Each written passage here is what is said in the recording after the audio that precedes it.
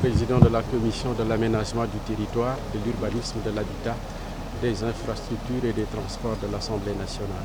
Alors, toujours dans la poursuite de nos activités de la commission, nous sommes aujourd'hui à Thiès avec les chemins de fer du Sénégal et nous avons passé une journée ensemble.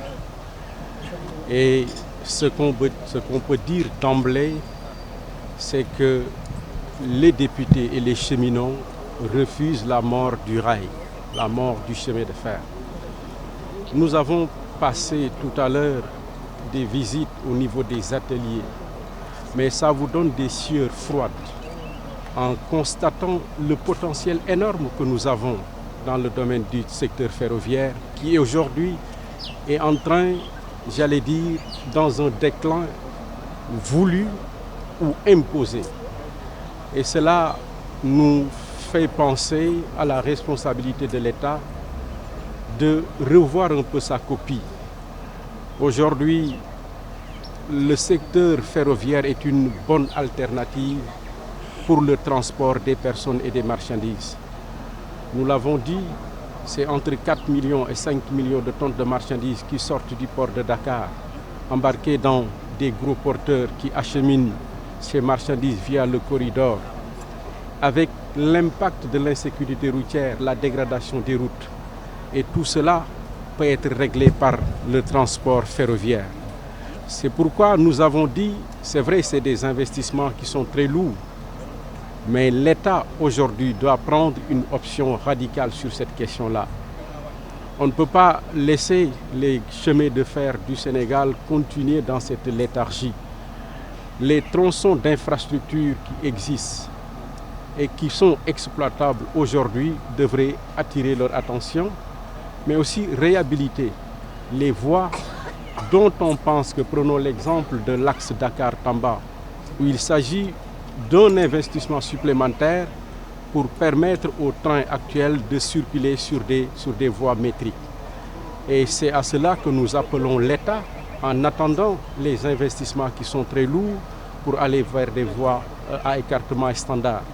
Mais tout cela, nous l'avons dit, est une question de volonté politique, c'est une continuité de l'État. C'est pourquoi les nouvelles autorités, nous comprenons l'engagement qu'ils ont pour le transport ferroviaire, mais il va falloir passer à l'acte.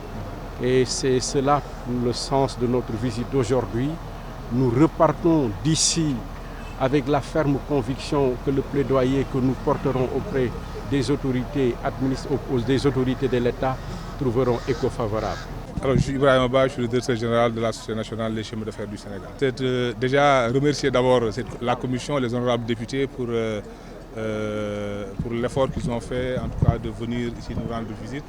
C'est la première fois qu'on reçoit des députés sur site pour venir s'enquérir donc de la situation des chemins de fer du Sénégal et d'échanger avec nous aussi sur nos projets, sur nos défis actuels, nos challenges. Voilà, donc c'était, en tout cas, on a pu échanger en salle, on les a présentés un peu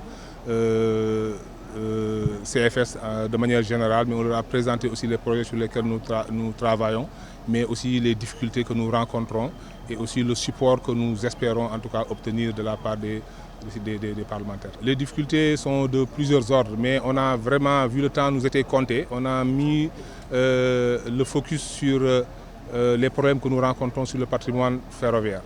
Nous avons énormément de problèmes sur le patrimoine ferroviaire et qu'on est en train de régler par des voies judiciaires qui prennent énormément de temps. Et donc c'est pour ça on pense qu'en tout cas avec l'appui des parlementaires, on pourra avoir des solutions beaucoup plus, on va dire, efficaces en tout cas pour le règlement de ces problèmes de patrimoine-là. On a parlé aussi de la nécessité de redémarrer l'exploitation ferroviaire.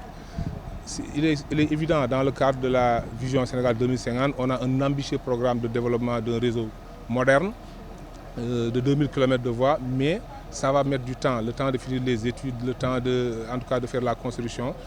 Avant qu'on ne voit le premier train circuler sur ce nouveau réseau-là, ça va mettre des années. D'ici là, on a du potentiel qui est là, on a des urgences sur les routes, on a beaucoup d'accidents Et aujourd'hui, on peut véritablement redémarrer le chemin de fer et déjà soulager un peu les populations, soulager un peu les routes et soulager le budget de l'État qui consacre énormément d'argent dans l'entretien des routes qui sont dégradées par tous les poids lourds qui circulent sur nos routes.